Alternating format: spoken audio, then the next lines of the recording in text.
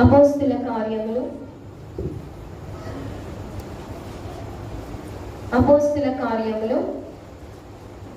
11వ అధ్యాయము 26వ వచనము చదవండి ఒకసారి.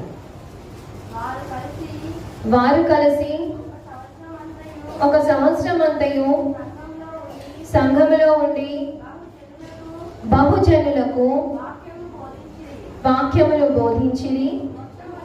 మొట్టమొదట అంతియొకయలో శిష్యులు క్రైస్తవులు అనబడిరి. అంతియొకయలో మొట్టమొదట శిష్యులు క్రైస్తవులు అనబడిరి. ఈరోజు నా అంశం ఏంటి అంటే క్రైస్తవులు.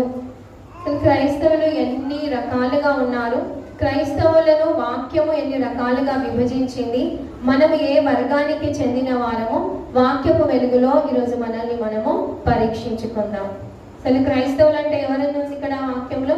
శిష్యులు మొట్టమొదట అంతియొకయలో క్రైస్తవులు అనబడిరి. మరి ప్రభువు అందరినీ ఒకే కోవకు జత చేయలే.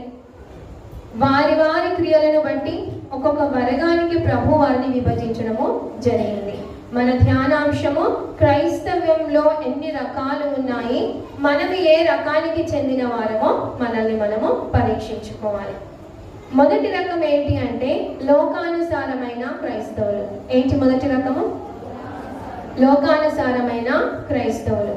తీతు 1వ అధ్యాయము 16వ వచనం ఒక్కసారి చదివి సహాయం చేయండి. తీతుకు రాసిన పత్రిక 1వ అధ్యాయము 16వ వచనం. దేవుని ఎరుగుదుమని వారు చెప్పుకొందురు కానీ అసహ్యులను అవిధేయులను ప్రతి సత్కార్యము విషయము భ్రష్టులై ఉండి తమ క్రియల వలన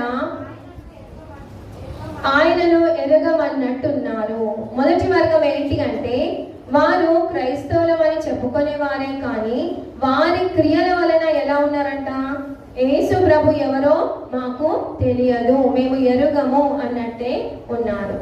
వీళ్ళు లోకానుసారమైన క్రైస్తవులు.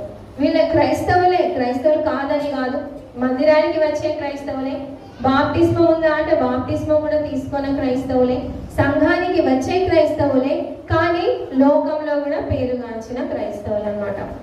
సంఘంలో వారికి మంచి పట్టు ఉంటుంది, లోక విషయాల్లో కూడా ఏముంటుంది? మంచి పట్టు ఉంటుంది. అంటే వీళ్ళు ఆల్రౌండర్స్ అనమాట. ఇక్కడ మంచిగా ఉంటారు, లోకంలో మంచిగా ఉంటారు. వీళ్ళను ప్రభువు ఏ కోవకు వీళ్ళను క్లాసిఫై చేయడం జరిగిందంటే లోకానుసారమైన క్రైస్తవులు. పేరుకి క్రైస్తవులు కానీ వారి క్రియల వలన ఎలా ఉన్నారంట? యేసు ప్రభు ఎవరో మేము ఎరుగము అన్నట్టు ఉన్నారు అని చెప్తుంది వాక్యం. పాత నిబంధనలో మనము సమూయేలు గ్రంథంలో ఏలి కుమారులను చూస్తాం. ఏలి కుమారుల విషయము పరిశుద్ధాత్మ దేవుడు ఏమని రాసి ఉంచాడు అంటే మనం 1 సమూయేలు 2వ అధ్యాయం 12వ వచనంలో చూడవచ్చు. ఏలి కుమారులు దేవుని ఎరుగని వారై అనుంది. ఎలా ఉన్నారంటే ఏలి కుమారులు దేవుని ఎరుగని వారై. ఎవరు ఏలి? చదవండి. మిక్కిలి దుర్మార్గులై ఉండిరి. పైనుంచి చదువుకోవచ్చు. ఏలి కుమారులు యెహోవాను ఎరుగని వారై. చాలు. ఏలి కుమారులు యెహోవాను ఎరుగని వారై మిక్కిలి దుర్మార్గులై ఉండేది. మరి ఎవరు ఏలి కుమారులు అంటే? యాజకుని కుమారులు. మందిరంలో ఉన్నవారే, మందిరపు యాజకత్వం అంతా తెలిసిన వారే, దేవుని పద్ధతులు అన్ని తెలిసిన వారే, కానీ ఎలా ఉన్నారు వీళ్ళు? లోకానుసారంగా ఉన్నారు. లోకము ఉంది వీరిలో, క్రైస్తవ్యం యొక్క ఆచారాలు కూడా ఉన్నాయి. అందుకే రోమా పత్రికలో పౌలు అంటాడు ఒక మాట, మీరు ఈ లోక మర్యాదను అనుసరించి నడుచుకొనకుడి. ఏ మర్యాదను అనుసరించి నడుచుకోవాలి మనం? మరి క్రీస్తు ఏదైతే బోధించిండో దాన్ని అనుసరించి నడుచుకోవాల్సిన వారమై ఉన్నాం. ఒకసారి చదవండి. రోమా 12:2, రోమా పత్రిక 12:2. మీరు ఈ లోక మర్యాదను అనుసరింపక ఉత్తమమును అనుకూలమును సంపూర్ణమై ఉన్న దేవుని చిత్తమేదో పరీక్షించి పరీక్షించి తెలుసుకొనుడి చాలు. అయితే లోక మర్యాదను అనుసరించక క్రీస్తు బిడ్డలు దేన్ని పరీక్షించాలంట? ఏది అనుకూలమో, దేవునికి ఏది ఉత్తమమో దాన్ని పరీక్షించి తెలుసుకొని దాన్ని అనుసరించుడి. ఈ మొదటి గుంపు క్రైస్తవులు ఎలా ఉన్నారు అంటే, సంఘానికి క్రమంగా వస్తారు, బాప్తిస్మం ఉంటుంది, ఇక్కడ బల్లలో పాల్గొంటారు. మన లోకంలో చూస్తే కూడా అన్నింటిలో వాళ్ళే ఫస్ట్ అవుతారు. లోకానుసారమైన అల్లరితో కూడిన ఆటపాటల్లో, లోకానుసారమైన విందులు వినోదాలలో వారిదే పై చేయి ఉంటుంది. అందుకే వీరికి పెట్టబడిన పేరేంటి? లోకానుసారమైన క్రైస్తవులు.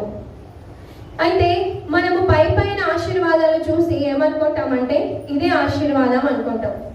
మెటీరియల్ బ్లెస్సింగ్ లేకపోతే ప్రాస్పెరిటీ బ్లెస్సింగ్, ఇదే ఆశీర్వాదం అనుకుంటాం. కారు ఉంది, ఇల్లు ఉంది, బంగ్లా ఉంది, మేము చాలా దీవించబడ్డాం దేవుని చేత అని అనుకుంటాం. కానీ నిజమైన ఆశీర్వాదం ఏంటి అంటే, మనం పాపాన్ని ఎంతగా జయించగలిగామో అది నిజమైన ఆశీర్వాదం. పాపేచ్ఛల పైన మనకు ఎంత విజయం కలిగిందో అది నిజమైన ఆశీర్వాదం. లోకానుసారమైన ఆశీర్వాదాలు మనకంటే అన్యులకు చాలా ఉన్నాయి. కానీ నిజమైన ఆశీర్వాదం ఏంటి? ఎప్పుడైతే మనం మన పాపాన్ని జయించగలుగుతామో, లోకానుసారమైన ఆశలను, లోకానుసారమైన పద్ధతులను మనం జయించగలుగుతామో, అప్పుడే మనము నిజమైన క్రైస్తవులు. నేను ఒక చిన్న ఉదాహరణ చెప్పాలని ఇష్టపడుతున్నా. సంఘానికి వస్తారు, నేను ఒకసారి VPS లో అబ్జర్వ్ చేసిన. ఒక అమ్మాయి కాలికి ఈ నల్లటి త్రాడు ఉంది. సంఘానికి వస్తారు, చర్చికే వస్తారు, బలలో పాల్గొంటారు, మళ్ళీ లోకానుసారమైన పద్ధతులు కూడా కొన్ని ఉంటాయి. అంటే వీరు ఇంకా సంపూర్ణమైన క్రైస్తవంలోకి వచ్చిన వర్గము కాదు. దేవుని పద్ధతి ఉంది, ఇంకేముంది వీరిలో? లోక పద్ధతి కూడా ఉంది. ఇక రెండో పద్ధతికి వస్తే, అంటే రెండో గ్రూప్ కి వస్తే, వీళ్ళు రహస్యమైన క్రైస్తవులు. మొదటి క్రైస్తవులు ఎవరు? రెండవ వర్గానికి చెందిన వారు ఎవరు? రహస్యమైన క్రైస్తవులు. బైబిల్లో ఉన్నారా రహస్యమైన క్రైస్తవులు అంటే? మనం ఒకసారి చూద్దాం. మత్తయి సువార్త 10వ అధ్యాయము 32వ వచనంలో ప్రభు సెలవిచ్చిన మాట ఒక్కసారి చదవండి. మత్తయి సువార్త, మనుషుల ఎదుట నన్ను ఒప్పుకొని వాడెవరో పరలోకమందున నా తండ్రి ఎదుట నేను వారిని ఒప్పుకొందును. ఈ రహస్యమైన క్రైస్తవులు ఎలాంటి క్రైస్తవులు అంటే, వీరు హృదయంలో ఒప్పుకుంటారు కానీ మనుషుల ఎదుట ఒప్పుకోరు. ఉదాహరణకు నికోదేము యేసు ప్రభుని కలవడానికి ఏ సమయంలో వచ్చిండు? రాత్రి అయిన తర్వాత రావడం జరిగింది. ఎందుకలా? పగలిలో వస్తే ఏమైతుంది? వెలుగున్నప్పుడు వస్తే ఏమైతుంది? అందరూ చూసి ఈయనను ఆయనకున్న అధికారం నుంచి వెలివేస్తారనే భయానికి ఈయన రాత్రి పూట ప్రభు దగ్గరికి వచ్చి ఆయన బోధలు వినడం జరిగింది. నికోదేము విశ్వాసే, దేవుని నమ్మిన క్రైస్తవుడే, కానీ ఎలాంటి క్రైస్తవుడు? రహస్య క్రైస్తవుడు. ఇంకో వ్యక్తి ఎవరు అంటే అరిమతయ యోసేపు. ఈయన సన్హెద్రిన్ సభలో ఒక సభ్యునిగా ఉంటూ యేసు ప్రభుని బోధలు విని విశ్వసించి ప్రభు దగ్గరికి ఈయన కూడా రావడం జరిగింది. కానీ ఈయన కూడా ఎప్పుడు వచ్చిండు? ఎవరు చూడని సమయంలో రహస్యంగా రావడము జరిగింది. ఈనాడు మన సమాజంలో కూడా క్రైస్తవులు చాలా మంది ఎలా ఉన్నారంటే రహస్య క్రైస్తవులుగా ఉన్నారు. అంటే సంఘంలో మేము క్రైస్తవులు మనం ఒప్పుకోవడానికి చాలా గర్వంగా ఇష్టపడతారే కానీ పని చేసే చోట కానీ ఇంకా బయట కానీ మేము క్రైస్తవులమని చెప్పుకోవడానికి భయపడతారు. అంటే మనల్ని అవమానిస్తారేమో అని, చిన్న చూపు చూస్తారనేమో అని, ఇలాంటి ఏ రీజన్ అయినా కావచ్చు. ఆ కారణాన్ని బట్టి మేము క్రైస్తవులము అని చెప్పుకోవడానికి ఇష్టపడరు. ఈ ప్రజలంతా, ఇలాంటి క్రైస్తవులంతా ఏ గ్రూప్ కి చెందిన వారు? రహస్య క్రైస్తవులు. అంటే మనసులో మనము విశ్వసిస్తే సరిపోదు, మన హృదయంలో మనము దేవుని పైన విశ్వాసం కలిగి జీవిస్తే సరిపోదు. కానీ మనము ఏ విశ్వాసం అయితే కలిగి జీవిస్తున్నామో దాన్ని మనము ఇతరులకు ప్రకటించేవారిగా, అంటే దాన్ని మనము బహిర్గతం చేసేవారిగా ఉండాలి. అయితే ఈ రహస్య క్రైస్తవులుగా ఉన్న అరిమతయ యోసేపు కానీ నికోదేము కానీ అలానే ఉండిపోలేరు. కానీ తర్వాత వారు తెగించి ఏం చేసిండ్రు? తన విశ్వాసాన్ని ధైర్యంగా వాళ్ళు ఒప్పుకోవడము జరిగింది. యేసు ప్రభు సిలువకు వేయబడిన తర్వాత అరిమతయ యోసేపు ఏం చేస్తాడు చెప్పండి? మనకు అందరికీ తెలిసిన విషయాలే, మనకు అందరికీ వాక్యం తెలుసు. కానీ మనము బలపడడానికి తెలిసిన వాక్యాన్ని మళ్ళీ మనము స్మరణ చేసుకోవాల్సిందిగా దేవుడు నన్ను ప్రేరేపించుడు కాబట్టి నేను ఈ అంశం తీసుకోవడము జరిగింది. అయితే అరిమతయ యోసేపు అక్కడ వాక్యం ఏమంటుందంటే, తెగించి ప్రభు దేహాన్ని నాకు అప్పగించుమని పిలాతుకు ఆయన కోరుకోవడము జరిగింది. అంటే ఏ విశ్వాసం అయితే ఆయన చాలా రహస్యంగా కాపాడుకోండో దాన్ని ఇప్పుడు ఏం చేసిండు? ధైర్యంతో అందరి ఎదుట, పిలాతు రాజు ఎదుట ఒప్పుకొని ఆయన ముందుకు రావడము జరిగింది. అయితే మన జీవితంలో కూడా పలు సందర్భాల్లో మేము క్రైస్తవులం అని చెప్పుకోవడానికి భయపడతామేమో, కానీ అలా కాకుండా ధైర్యంగా మనం ఏం చేయాలి? మేము క్రైస్తవులము అని చెప్పుకోగలగాలి. ప్రభు ఒక మాట, నా నామం నిమిత్తము మీరు నిందించి హింసింపబడితే మీరు ధన్యులు. అది ధన్యతగా భావించాలి. ఎవరైనా యేసుని నమ్ముకున్నందుకు మనల్ని నిందించినా, మనల్ని హింసించినా అది ధన్యతగా భావించి మనం రహస్య క్రైస్తవులుగా ఉండొద్దు. కానీ మనము కేవలం మందిరంలోనే కాదు క్రైస్తవులుగా ఉండడము, మనం పనిచేసే చోట కానీ, ఇంకో చోట కానీ, ఇంకో ఊరికి వెళ్ళినా కానీ నటన జీవితం లేకుండా ఎక్కడ ఉన్నా మనం ఎలా కనిపించాలి ఇతరులకు? క్రైస్తవులుగా. నేను కొందరు వ్యక్తులను చూసిన మందిరంలో క్రైస్తవులుగా ఉంటారు, స్త్రీలు ప్రత్యేకంగా. బయట ఎక్కడైనా కనిపిస్తే వాళ్ళకి బొట్టు ఉంటుంది. అంటే బొట్టు పెట్టుకోవడం పెట్టుకోకపోవడం అది కాదు సమస్య, కానీ మనలో ఏముండదు? వేషధారణ ఉండదు. మందిరానికి ఎలా వస్తున్నామో బయట కూడా మనము అలానే ఉండాలి. ఇక్కడ ప్రభుని ఎలా అయితే ఒప్పుకుంటున్నామో మనం ఇంకెక్కడికి వెళ్ళినా, ఈ దేశం వదిలి ఇంకో దేశానికి వెళ్ళినా మనము మన విశ్వాసాన్ని కాపాడుకుంటూ ఆ విశ్వాసాన్ని మనము ఇతరులకు చెప్పడానికి ధైర్యంగా ముందుకు రావాలి. హల్లెలూయా. ఇక మూడవ వర్గానికి చెందిన క్రైస్తవులు ఎవరు అంటే సాక్షులుగా ఉండే క్రైస్తవులు. మూడవ వర్గం ఏంటి?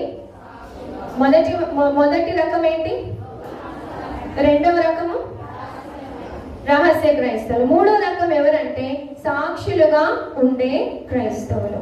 అంటే వీరు హృదయంలో విశ్వసించడమే కాదు, నోటితో యేసు ప్రభు అని ఒప్పుకొనే రకం. ఆ గ్రూప్ కి చెందిన వ్యక్తులు. అపోస్తలుల కార్యములు 1వ అధ్యాయము 8వ వచనం. అయినను మీ మీదికి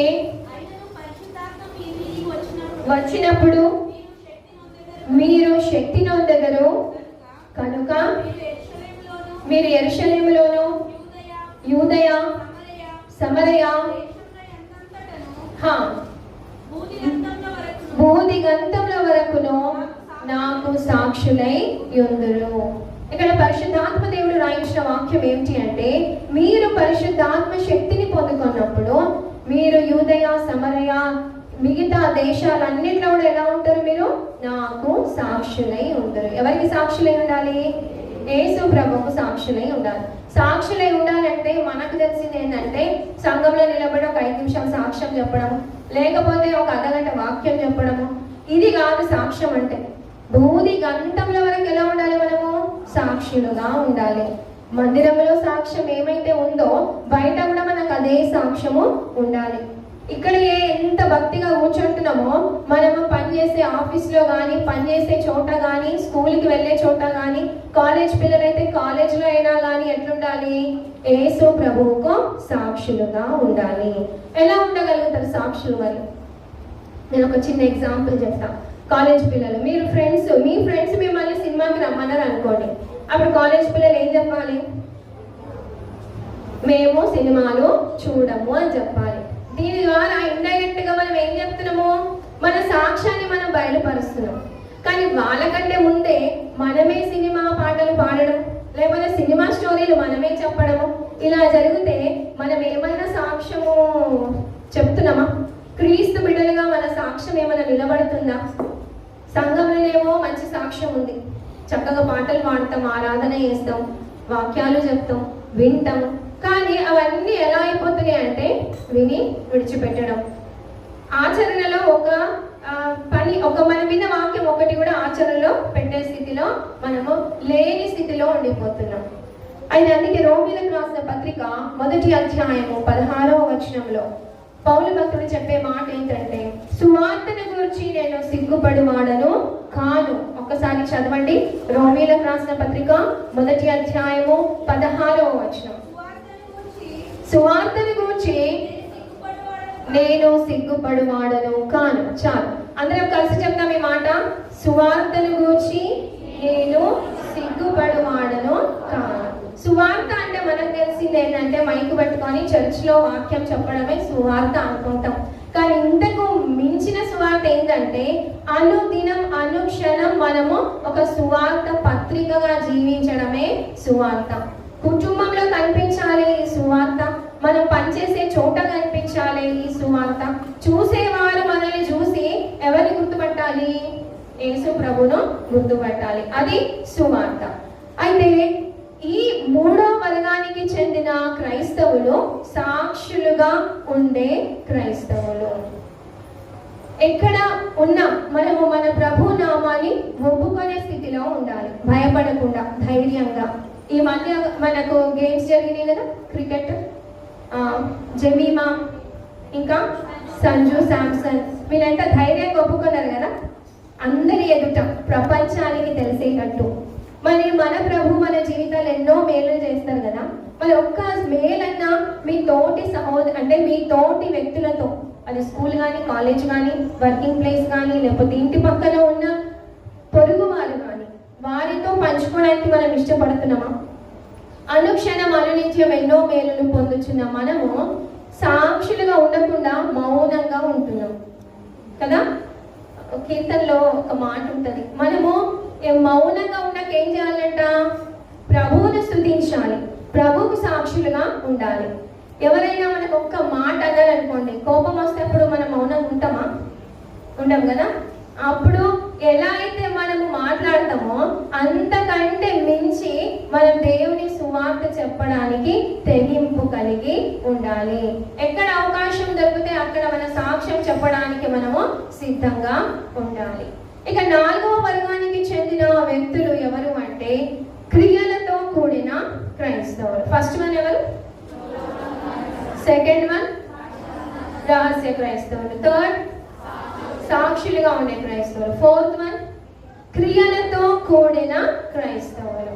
అంటే సాక్ష్యం అంటే నోటితో చెప్తాం కదా, నోటితో చెప్తాం, హృదయమందు విశ్వసిస్తాం. కానీ ఈ విశ్వాసము, ఈ క్రైస్తవ్యము కేవలము విశ్వసించడము, నోటితో ఒప్పుకోవడము ఇక్కడికి ఆగిపోకుండా ఎలా ఉండాలి అంటే క్రియలతో కూడినదై ఉండాలి. ఎలా ఉండాలి? క్రియలతో కూడినదై ఉండాలి. యాకోబు పత్రిక 1వ అధ్యాయము 22వ వచనం చదవండి ఒకసారి. యాకోబు 1వ అధ్యాయం 22వ వచనం. మీరు వినువారు మాత్రమై ఉండి మిమ్మును మీరు మోసపుచ్చుకొనకుండా వాక్య ప్రకారము ప్రవర్తించువారునై ఉండుడి. మీరు మట్టుకు వినువారులాగా ఉండకుండా, మిమ్మల్ని మీరు మోసం చేసుకోకుండా, విన్న ప్రకారము మనం ఏ వాక్యం అయితే వింటున్నామో ఆ విన్న వాక్యం ప్రకారము ప్రవర్తించువారునై ఉండుడి. మనం ఎన్ని వాక్యాలు విని ఉండొచ్చు కదా. ఒక్కసారి మన మెమొరీని బ్యాక్కి తీసుకెళ్తే మనకు ఊహ వచ్చి నుంచి ఎన్నో ప్రసంగాలు, ఎన్నో వాక్యాలు, ఎన్నో హెచ్చరికలు కదా. అవన్నీ ఏ వాక్యం అయితే మనం విన్నామో వాటిని అనుసరించి ఏం చేయాలని చెప్తుంది వాక్యము? ప్రవర్తించువారై ఉండుడి. కేవలం వినడమే కాదు, లేకపోతే నోటితో ఒప్పుకోవడమే కాదు, హృదయమందు విశ్వసించడమే కాదు, ఏ వాక్యం అయితే వింటున్నామో దాని ప్రకారము ప్రవర్తించే వారిగా ఉండాలి. ఎలా ఉండాలి? ప్రవర్తించేవారిగా. అందుకే ఒక గొప్ప సేవకుడు ఏమన్నాడంటే, 1 action is very powerful than 1000 words. ఇక నిలబడి 10 ప్రసంగాలు చేసే కంటే మనం ఒక్క క్రియ చేసి చూపిస్తే అది ఎదుటి వారిని ఏం చేస్తుందంట? చాలా ప్రభావితము చేస్తుంది, అది చాలా శక్తివంతంగా పనిచేస్తుంది. ఇది 4వ రకమైన క్రైస్తవులు. ఇక చివరి రకమైన క్రైస్తవులు ఎవరు అంటే క్రీస్తు రూపంలోనికి మారిన క్రైస్తవులు. ఎవరు? క్రీస్తు రూపంలోనికి మారిన క్రైస్తవులు. క్రియలు మాత్రం చేసే క్రైస్తవులు ఒక లెవెల్ అయితే, ఇక అన్నిటికంటే హయ్యర్ లెవెల్, ఇక అన్నిటికంటే టాప్ లో ఉన్న క్రైస్తవ్యం ఏంటి అంటే క్రీస్తు రూపంలోనికి మారిన క్రైస్తవులు. పౌలు భక్తుడు అంటాడు కదా, నేను క్రీస్తును పోలి నడుచుకున్న ప్రకారము మీరు నన్ను పోలి నడుచుకున్నది. ఒక ప్రశ్న ఒకవేళ పరిశుద్ధాత్మ దేవుడు మనకు వేస్తే మనం ఈ స్టేట్మెంట్ ఇవ్వగలుగుతాం ఎవరమన్నా? నేను యేసుక్రీస్తుని పోలి నడుచుకుంటున్నా, మీరు నన్ను పోలి నడుచుకొనుడి అని మనం మన క్రైస్తవ జీవితంలో ఇవ్వగలుగుతామా? లేదు. మనలో లోపాలు ఉన్నాయి. ఈ లోపాలు పోవాలి అంటే పరిశుద్ధాత్మ దేవుని సహాయం మనకు అవసరం. దేవుని అగ్ని అభిషేకము అవసరం. ఏ విధంగా అయితే శిష్యుల పైకి ఆ మేడగదిలో ప్రార్థిస్తుంటే అగ్ని జ్వాలగా పరిశుద్ధాత్మ దిగి వచ్చింది. అగ్ని అంటే దాని స్వభావం ఏంటి? కాల్చడం. ఇప్పుడు బంగారాన్ని అగ్నిలో వేస్తే ఏమైతుంది? బంగారం అందులో ఉన్న మస్టు, అందులో ఉన్న మురికి అంత పోయి దానికి ప్రకాశము వస్తుంది. ఎప్పుడైతే ఈ అగ్ని అభిషేకం మన పైకి దిగి వస్తుందో మనలో ఉన్న మస్టు, మనలో ఉన్న లోపం, మనలో ఉన్న తగరం, యెషయా ఒక మాట అంటాడు, నీలో ఉన్న తగరమును, నీలో ఉన్న మస్టును నేను తీసివేతును. ఆ అభిషేకం వచ్చినప్పుడు మనలో ఉన్న లోపాలన్నీ సరి చేయబడతాయి. ఏ శిష్యుడైతే మొదట బొంకిండో, పేతురు, యేసు ఎవరో నాకు తెలియదన్న శిష్యుడే ఈ అగ్ని అభిషేకం పొందుకున్న తర్వాత ఆయన చెరసాలలో వేసిన, ఆయనను ఏమి చేసినా ధైర్యంగా సువార్త చెప్పగలిగాడు. అనుమానించిన తోమ ఈ అగ్ని అభిషేకం పొందుకున్న తర్వాత ఆయన అనుమానం లేదు, ఆయన ఎంతో ధైర్యంగా మన భారతదేశానికి రావడము జరిగింది. ఈ అభిషేకము మనందరికీ అవసరము. ఈ అభిషేకం మనం పొందుకున్నప్పుడు ఖచ్చితంగా ఎవరికి సాక్షులుగా నిలబడతాము? ఎవరి పోలికలో మనం మారిపోతామో? క్రీస్తు పోలికలో మారిపోతాం. గలతీయులకు రాసిన పత్రిక 2వ అధ్యాయము 20వ వచనం చివరికి వచ్చేస్తాం. త్వరగా చదవండి. నేను క్రీస్తుతో కూడా సిలువ వేయబడి ఉన్నాను, ఇకను జీవించువాడను నేను కాను. అందరం కలిసి చదువుతాం దీన్ని. నేను క్రీస్తుతో కూడా సిలువ వేయబడి ఉన్నాను, ఇకను జీవించువాడను నేను కాను, క్రీస్తే నా యందు జీవించుచున్నాడు. హల్లెలూయా. ఈ హయ్యర్ లెవెల్ కి మనం రావాలి మన క్రైస్తవ జీవితంలో. ఎన్నాళ్ళు nursery level, LKG level, UKG, first second, ఈ స్థాయి నుంచి మన స్టాండర్డ్ ఎక్కడికి రావాలి? నేను క్రీస్తుతో కూడా సిలువ వేయబడి ఉన్నాను, ఇక మీదట జీవించినది ఎవరు? క్రీస్తే నా యందు జీవించుచున్నాడు. క్రీస్తు మన యందు జీవించినప్పుడు మన పోలిక ఎవరిలాగా మారిపోతుంది? క్రీస్తు లాగా మారిపోతుంది. క్రీస్తుకున్న ప్రేమ, క్రీస్తుకున్న త్యాగం, క్రీస్తుకున్న సహనం, క్రీస్తుకున్న పరిశుద్ధత మనలోనికి వస్తుంది. సిలువ అనగానే మనకు గుర్తొచ్చేది ప్రేమ, క్షమాపణ. కానీ అందులో పరిశుద్ధత కూడా దాగి ఉంది. ఎంత ప్రేమామయుడో, ఎంత కరుణామయుడో ఆయన, అంతే పరిశుద్ధుడు. సిలువలో మరణించిన మన పాపాలను క్షమించడానికి, మనలను ప్రేమించి మరణించిండు, మనల్ని పరిశుద్ధులుగా మార్చడానికి ప్రభువు త్యాగము చేసి ఉన్నాడని మనం గుర్తు పెట్టుకోవాలి. చివరి ఒక మాట ఏముందంటే ఫిలిప్పీ 2:5లో క్రీస్తునకు కలిగిన ఈ మనసు మీరు కలిగి ఉండుడి. క్రీస్తు లాంటి మనసు మనకు రావాలి. దీనికోసమే ప్రభు తన మహిమను వదిలిపెట్టి పరలోకంలో ఉండుట విడిచిపెట్టకూడని భాగ్యమని ఎంచక మన నిమిత్తము రిక్తునిగా ఈ లోకానికి రావడము జరిగింది. ప్రభు సంతోషించేది ఎప్పుడంటే ఎప్పుడైతే క్రీస్తు స్వారూప్యం మనలోకి వస్తుందో అప్పుడు సంతోషిస్తాం. అందుకే పౌలు భక్తుడు అంటారు, నాకు మరలా మీ విషయంలో ప్రసవ వేదన కలుగుచున్నది. మీరు మారు మనసు పొందుకున్నారు కరెక్టే, రక్షణ పొందుకున్నారు కరెక్టే, కానీ మీలో ఇంకేమి రాలేదు? క్రీస్తు స్వారూప్యము రాలేదు. అందుకే నాకు ప్రసవ వేదన కలుగుచున్నదని పౌలు చెప్పడం జరిగింది. పరిశుద్ధాత్మ దేవుడు మనకు బోధించే మాటలు స్పష్టంగా ఏంటి అంటే మనము 5వ రకం క్రైస్తవులుగా ఉండాలని ప్రభు యొక్క చిత్తం. కేవలం లోకానుసారంగా ఏదో వస్తూ పోతూ ఉండడం కాదు కానీ, రహస్యమైన క్రైస్తవ జీవితం జీవించడం కాదు కానీ, కేవలము మనము నోటితో ఒప్పుకునే వారిగా ఉండడం కాదు కానీ, కేవలం క్రియలు మాత్రమే చేయడం కాదు కానీ, చివరిగా మనమే ఎవరిలాగా మారిపోవాలి? క్రీస్తులాగా మారిపోవాలి. హల్లెలూయా. అందరం చేతులెత్తి చెప్తామా? హల్లెలూయా. మనం క్రీస్తు స్వారూప్యంలోకి మారాలి, క్రీస్తు పోలిక మనలో రావాలి. దానికోసం పరిశుద్ధాత్మ దేవుని సహాయము మనం అనుదినము కోరుకోవాలి. ఈ కొద్ది మాటలను దేవుడు దీవించి ఆశీర్వదించును గాక. ఒక్క మాట ప్రార్థనతో